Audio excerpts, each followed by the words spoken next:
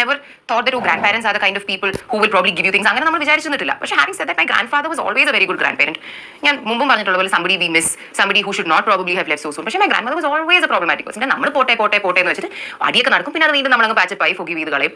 അമ്മ എന്നോട് പണ്ട് എപ്പോഴും ഭയങ്കര വേണ്ടാതീനം പറഞ്ഞിട്ട് എപ്പോഴും പറഞ്ഞിട്ട് ഞാൻ നിന്റെ അമ്മയല്ലേ, അതൊക്കെ നിനക്ക് അങ്ങ് ക്ഷമിച്ചു വിട്ടൂടെ. ആ ഒരു ഇതിൽ നമ്മൾ വിചാരിക്കും വയസ്സായില്ല, ഇനി എത്ര നാളും കൂടി ഉണ്ടാവും, പോട്ടെ സാരമില്ല, പ്രായത്തിന്റെ ഇതിൽ പ്രാന്ത് കാണിച്ചായിരിക്കും, പോട്ടെ എന്ന് പറഞ്ഞിട്ടാണ് we taking them to so many countries. Even last December നമ്മൾ ദുബായി പോയപ്പോൾ ഞാനും അമ്മയും പറയായിരുന്നു, ഞാൻ അമ്മയോട് ചോദിക്കായിരുന്നു, അമ്മയ്ക്ക് ബുർജ് ഖലീഫ കാണണം ആഗ്രഹമുണ്ടോ? ഇതൊക്കെ ഇവരൊരു പഞ്ചപാവാന്ന് വിചാരിച്ചിട്ടില്ല. ഇതിനു മുമ്പ് എത്രയെങ്കിലും അടികളും സംഭവിച്ചിട്ടുണ്ട്. പക്ഷേ വിൽ ബി ലൈക്ക് സാരമില്ല പോട്ടെ.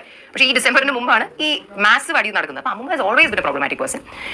പക്ഷേ the problematic thing in her became really bad. അപ്പൂപ്പൻ വയ്യാതായി കഴിഞ്ഞപ്പോൾ അപ്പൂപ്പൻ ഈ ഓഗസ്റ്റിൽ സ്ട്രോക്ക് വന്ന ശേഷം സെപ്റ്റംബറിൽ സർജറിയും കഴിഞ്ഞ ശേഷം he always needed a home nurse. അതില്ലാതെ അപ്പൂപ്പന് പറ്റില്ലായിരുന്നു. കാരണം അപ്പൂപ്പന് ഷുഗർ ഉള്ളതുകൊണ്ട് ഡെയിലി 3 പ്രാവശ്യം ഇൻസുലിൻ എടുക്കണം. അപ്പൂപ്പന് ഒരുപാട് ഓർമ്മക്കുറവുണ്ടായിരുന്നു. അപ്പൂപ്പൻ നമ്മളോട് കള്ളം പറയും ഇൻസുലിൻ എടുത്തു. പക്ഷേ അപ്പൂപ്പൻ ഇൻസുലിൻ എടുക്കത്തില്ല. അങ്ങനെ കുറേ ദിവസം ഹോം നഴ്സ് ഇല്ലാതെ അപ്പൂപ്പൻ ഇൻസുലിൻ എടുക്കാതിരിക്കുമ്പോഴത്തേക്കും അപ്പൂപ്പൻ മറ്റേ എന്താണ്